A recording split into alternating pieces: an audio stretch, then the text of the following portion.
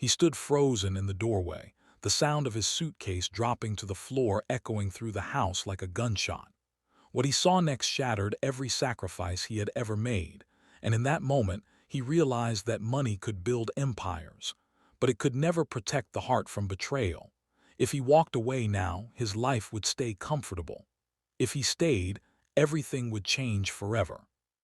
No one was supposed to be home yet. Daniel Royce had planned this return in silence.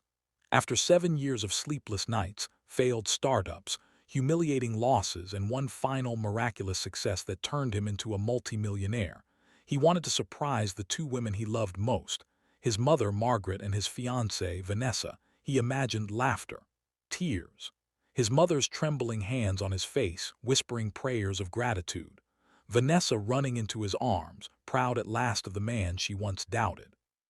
Instead, the house greeted him with shouting. Daniel frowned as he stepped inside the modest home he had grown up in, the same house he'd continued paying for even after his success, insisting his mother never move. From the living room came Vanessa's sharp voice, cold and impatient, slicing through the air like broken glass. "You useless old woman, I told you to stay out of my way." Daniel's breath caught. Then came a sound he would never forget, the dull thud of a body hitting the floor, followed by a weak, broken cry of pain. Margaret, his mother. Daniel moved without thinking. He rushed into the living room and saw his 72-year-old mother on the ground, her frail hands shaking as she tried to push herself up. Her gray hair was disheveled, her glasses cracked beside her. Standing over her was Vanessa, beautiful, well-dressed, and filled with a rage Daniel had never seen. And then it happened. Vanessa lifted her foot and kicked Margaret's side. Daniel shouted her name, his voice erupting from his chest like thunder. Vanessa froze. Margaret looked up, her eyes wide with fear and shame. She whispered. The silence that followed was heavier than any scream. Vanessa turned slowly, her face draining of color. You weren't supposed to be home." Helped his mother up with trembling hands. He felt her bones beneath his fingers, felt how light she was, how vulnerable. Rage burned behind his eyes, but what hurt more was the betrayal twisting in his chest. "Long?" he asked quietly, his voice dangerously calm. Vanessa laughed nervously, brushing her hair back. "You're overreacting." She fell. "I was just trying to teach her." Daniel cut her off. "Long?" Margaret shook her head quickly. "Daniel, please, it's nothing. I didn't want to worry you. She's young, she gets frustrated." Those words hurt more than the kick. Vanessa crossed her arms. "Honestly, Daniel, she's always in the way. This house, her habits, once we're married, things need to change."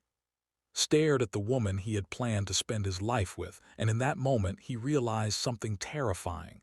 She had never loved his mother, and maybe she had never loved him. That night Daniel sat beside Margaret's bed as she slept, bruised and exhausted.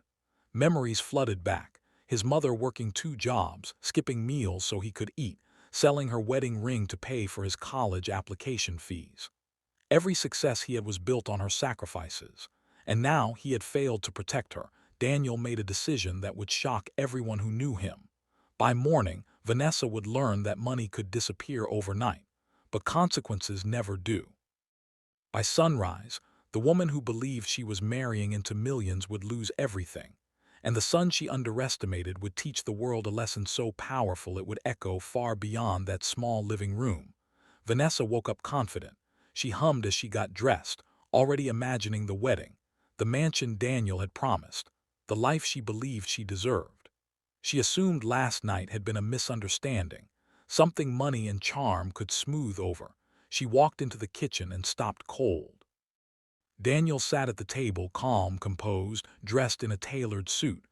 On the table lay a stack of documents, his phone, and a small recorder. "Sit," he said. Something in his tone made her uneasy. Daniel didn't raise his voice. He didn't insult her. That scared her more than anger ever could. "I spent years building my company," he began. "Every contract, every investment, I kept it separate. My name, my control."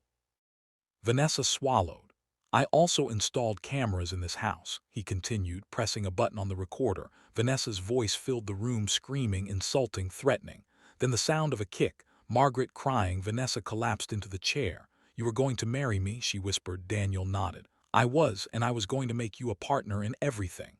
Slid one document toward her. "Instead, this is a restraining order. You will leave this house today. You will never come near my mother again." Streamed down her face. "Daniel, please, I was stressed. I didn't mean." "You meant every word," he said quietly. "Because respect isn't something you lose accidentally." Within hours, Vanessa was gone. Her friends stopped calling when they learned the truth. Her social media sponsorships disappeared after Daniel released the footage, not with revenge but with purpose. Abuse thrives in silence. He refused to be silent, but Daniel wasn't finished. He sold his penthouse and invested the money into a foundation, the Margaret Royce Home, a sanctuary for elderly parents abandoned or mistreated by their families. He moved back into the modest house with his mother, renovating it gently, preserving every memory she cherished. Margaret cried the day the foundation opened. "I never wanted to be a burden," she said. Daniel knelt beside her. "You were my beginning. You could never be a burden." Months passed. Healing came slowly. Margaret laughed again.